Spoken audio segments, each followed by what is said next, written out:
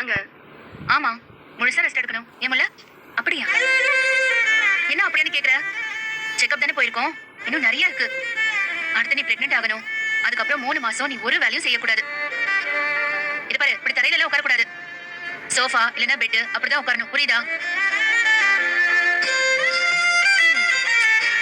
அக்கா இப்படிலாம் நீங்க தாங்கறத பார்த்தா எனக்கே சில டைம்ல ஏன்டா நம்மளுக்கு நார்மலா குழந்தை பிறந்துச்சுன்னு வருத்தமா இருக்கு மொத்த குடும்பமும் உங்களை அந்த தாங்குதுங்க அக்கா என்னடானா நீங்க நடந்தாலே குத்தம்னு சொல்றாங்க கதிர் என்னன்னா ஒரு படி மேல போயிட்டு நீங்க பாத்ரூம் போனா கூட அப்படியே உங்களை தூக்கிட்டு அலையறாரு உங்க நிலைமையில நான் இருந்தேன்னு வச்சுக்கோங்களேன் அப்படியே ஜாலியா ரெஸ்ட் எடுப்பேன்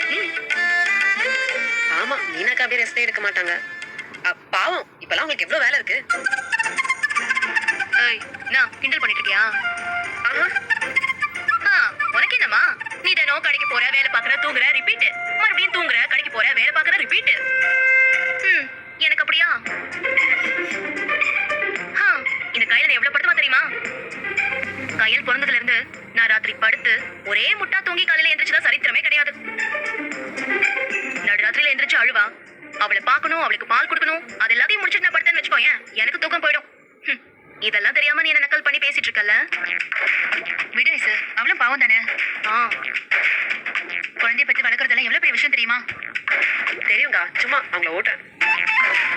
ஆனா ஒண்ணுக்கா இந்த ஜீவ பையன் இருக்கான்ல இந்த கையில ஒரே கூட்டுற மாதிரி கத்துவான் இவன் நல்லா போத்திட்டு தூங்குவான் நான் மட்டும்தான் எல்லாத்தையும் பாத்துக்கணும்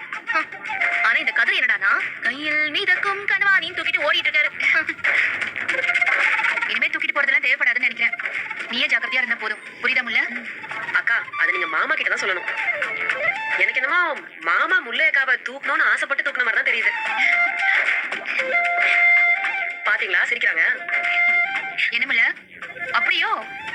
இல்லக்கா